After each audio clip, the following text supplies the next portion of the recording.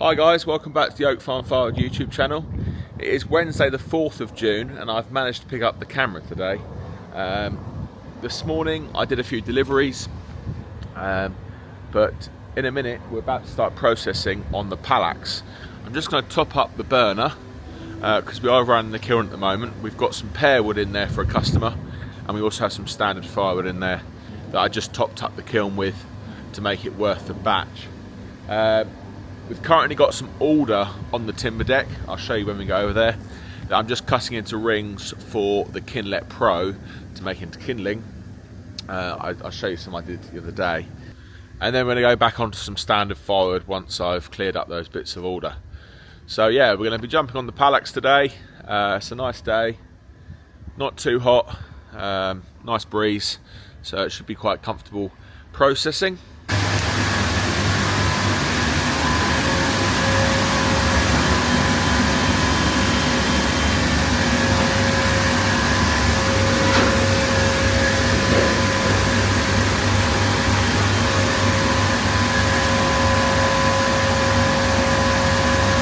So we're going to move that around a bit, top it back up with some waste.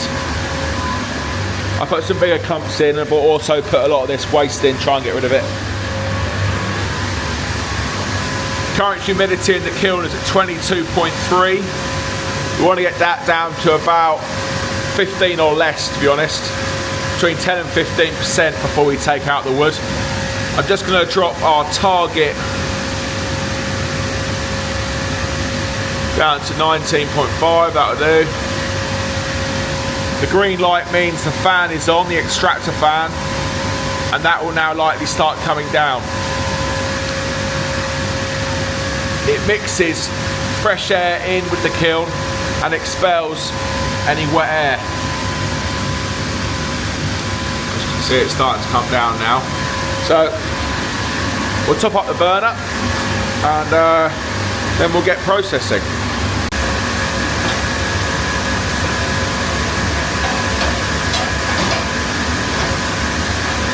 A little bit of fork around, make sure that the nozzles are popped up.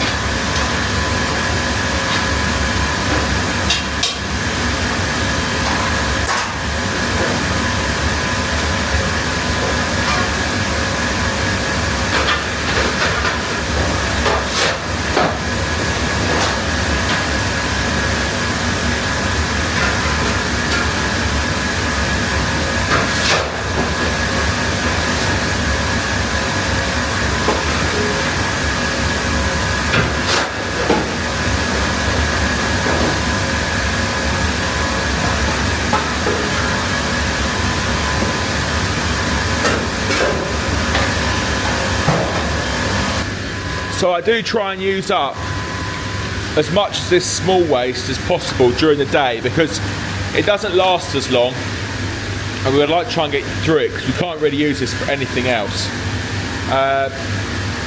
So I use as much as this up in the day so we can fill it multiple times, and then at night I put in this bigger stuff.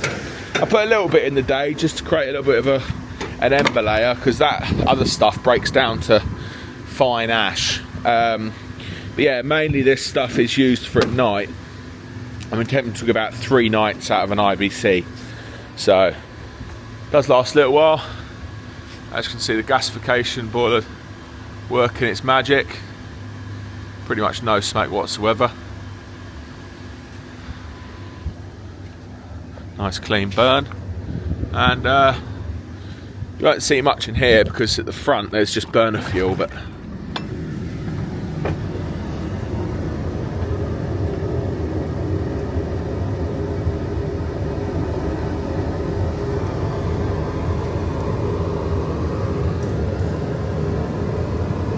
all this burner fuel cracking right open, look. Logs as well. So as you say, we're down to about 20% on the humidity in the kiln. I like to get that down below 15. So I reckon Friday afternoon this lot will come out. It's currently Wednesday, about 11 o'clock. So yeah, another 2 days. I mean, it might come out Friday morning. To be honest, just have to see how it goes, really. Right, I'm gonna get the forklift out. I'm gonna get some cages.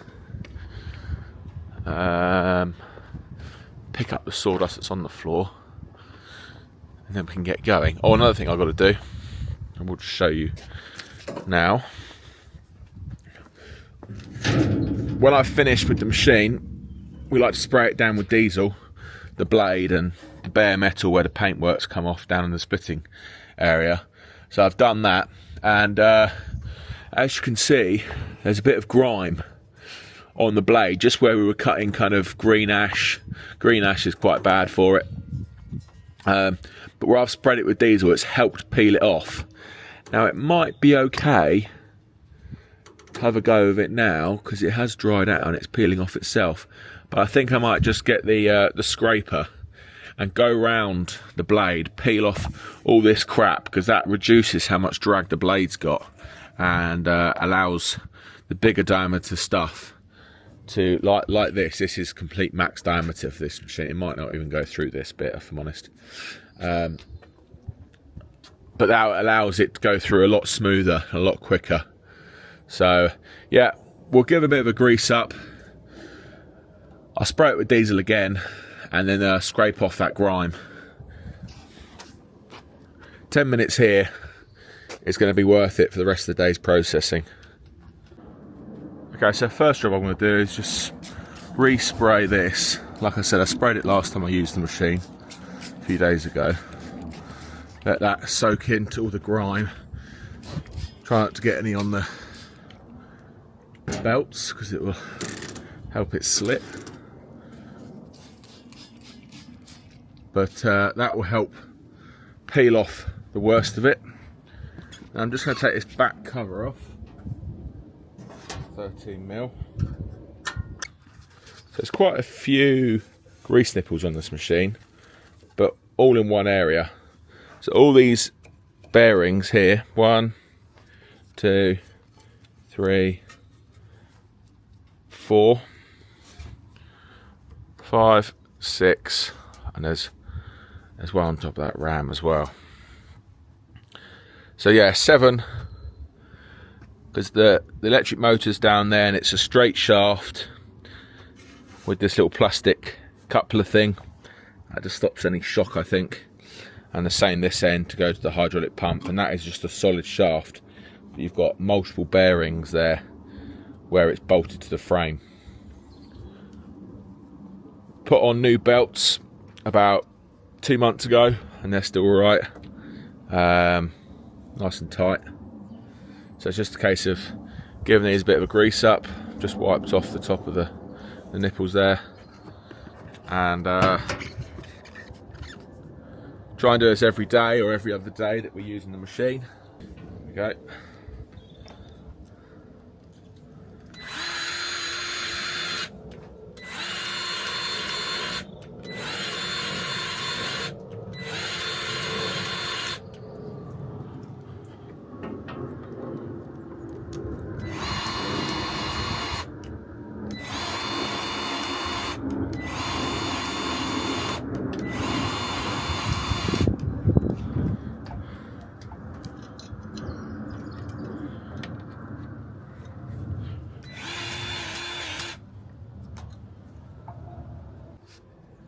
Okay, so that's the machine all greased up.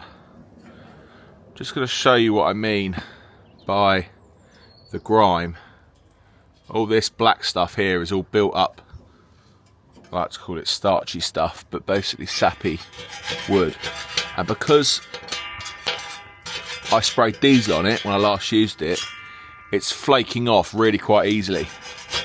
And it won't take very long to do. If you leave it, it goes solid. So as you can see, just a little bit of a scrape there, and it peels right off.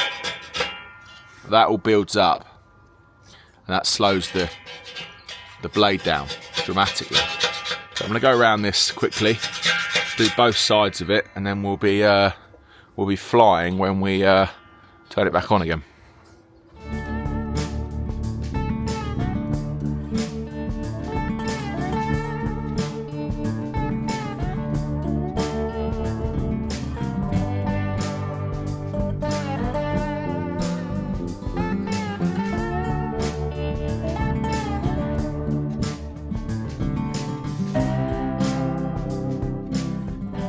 that's all done.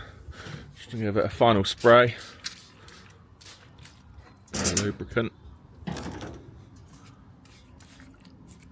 Then when we start it up and start cutting, it'll clean off the rest of it. Put this guard back on. We'll start cutting.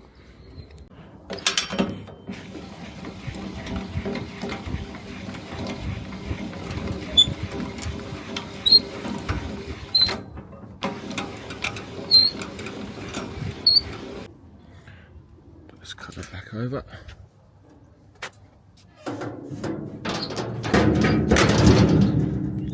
And then we'll just turn it on and let it warm up. Get everything moving while we get the IBCs ready. Everything's working as it should.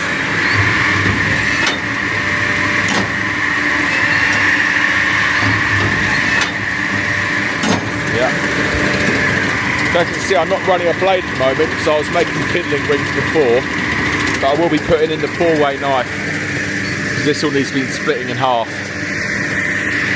And you may realise as well, we've got it on blocks because I am quite tall. Yeah, me and Colin are quite tall, and we realised after, well, Colin realised after days of, you know, running it, his back was starting to go, well, hurt. His back was starting to hurt, so we thought we'd lift it up, and it has changed that process massively. It's so much more enjoyable to use. So we've put 8-inch kindling rings under there, perfectly strong enough, whatever else, but it just lifts the machine up. I mean, I'm 6'6" and Colin's probably 6'1", 6'2", so it just helps having everything a little bit higher. You haven't got to bend over. This is what we're going to be making today, well, for a little bit anyway, kindling rings. So this is cut to 8 inches, 20 centimetres, and these will be going through the Kindlet Pro to make kindling. Alder is a hardwood, but it's one of the softest hardwoods, and it makes incredible kindling because it is very straight grained. Yeah, so I'm going to just clear up what we've got on the timber deck, and then we're going to be going back to ash and making 25 centimetre logs.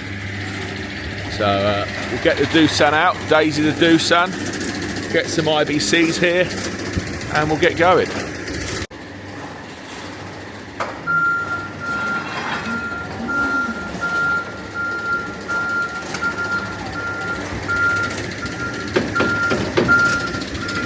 We're still absolutely loving the Doosan. We've put on, what did we put on? 180 hours on this machine since we've had it. Just trying to think when we actually got it now. I think we got it at the end of January. Yeah, 180 hours, is that right? Yeah, very close to 200 hours. So I think I'm quite surprised at how much we actually put on a forklift, if I'm honest. I've never quite looked into it.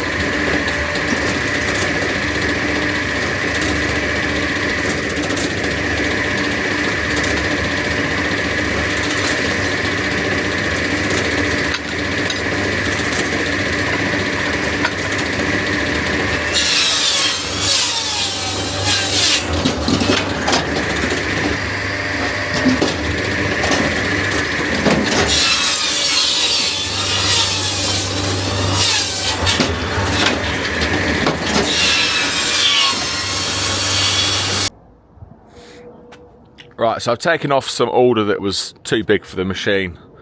I'm hoping these 4 go through. And then I've got some 2 and 4 way ash there. And then I've got some 6 way ash there. I'll try and section it out so I don't have to keep switching knives over. But yeah, fingers crossed these 4 go through. I've just got to clean up that twig there. And then we'll get it through the machine. There you are, guys. Just over an IBC of kindling rings. Ready to go through the Kindlet Pro that's hiding in the darkness here. There you are. Fit in there perfectly. I'm going to keep these with this because this is green. I don't want a rogue bit of green order going into a kindling bag and me to sell it thinking it's all dry. Anyway, yeah, simple as that really. It may look like I'm in the splitting area a lot, which yes, I am on this stuff. You've got to think, I am cutting my rings to 8 inches, and this stuff, most of it, was 8 inches high also. You know, it was about 200 to 250 mil in diameter.